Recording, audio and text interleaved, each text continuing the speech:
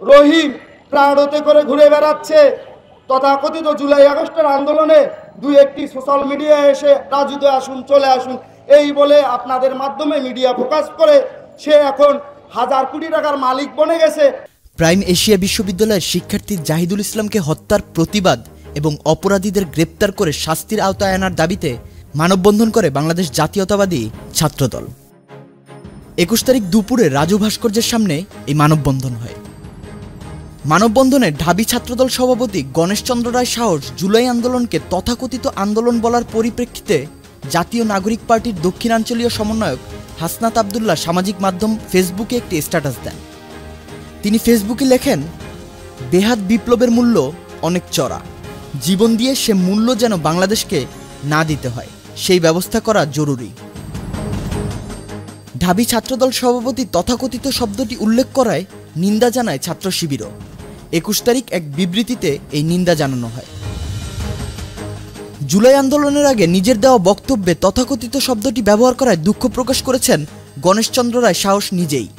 সেদিনই রাতে নিজের ফেসবুক পেজে এক স্ট্যাটাসে তিনি এ দুঃখ প্রকাশ করেন।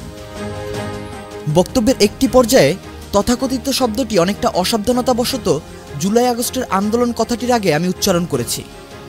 এ বিষয়ে আমি অত্যন্ত দুঃখিত, কারণ এই বিষয়ে বক্তব্য রাখার সময় আমার আরও বেশি সচেতন হতে হবে।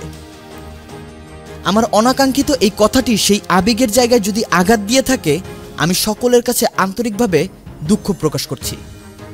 আমি আশা রাখবো আমরা সকলে মিলে বাংলাদেশকে সামনের দিকে এগিয়ে নেওয়ার লক্ষ্যে আরও অধিক পরিমাণে রাজনীতি সচেতন হব এবং গঠনমূলক সমালোচনা ও তার যুক্তিযুক্ত জবাবের মাধ্যমে গণতান্ত্রিক রাজনীতির সুস্থ চর্চাকে আরও সামনের দিকে এগিয়ে নিয়ে যাব। এদিকে গণেশচন্দ্র রায় নিজের ভুল স্বীকার করায় হাসনাত আবদুল্লাহ বলেন, এই মন মানসিকতাকে আমরা শ্রদ্ধা করি এবং স্বাগত জানাই। আমরা আশা করি আগামীতেও বাংলাদেশের রাজনীতিতে এমন সততা ও স্বচ্ছতার চর্চা বজায় থাকবে। তবে তিনি দুঃখ প্রকাশ করে বলেন, বিপ্লবের মাসগুলো পেরিয়ে গেলেও এখনও পর্যন্ত নেই কোনো সরকারিভাবে ঘোষণা কিংবা সাংবিধানিক বাধ্যবাধকতা। এই নীরবতা বিপ্লবের পেছনের লক্ষ কোটি সাধারণ মানুষের আত্মত্যাগকে তাচ্ছিল্য করার শামিল।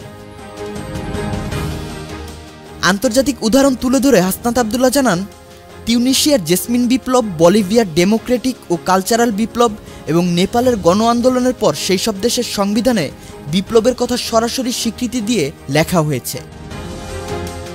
শেষে হুঁশিয়ার করে হাসনাত আবদুল্লাহ বলেন, যত দ্রুত সম্ভব জুলাই বিপ্লবকে সাংবিধানিকভাবে বাধ্যবাধকতার মধ্যে না আনলে হৃদয়ে রক্তক্ষরণ হওয়ার মতো বক্তব্য হয়তো সামনে আরও শুনতে হবে। বিপ্লব যাতে বেহাত হয়ে না যায়, এজন্যই তিনি এসব কথা লিখেন। Hello Bangla news desk.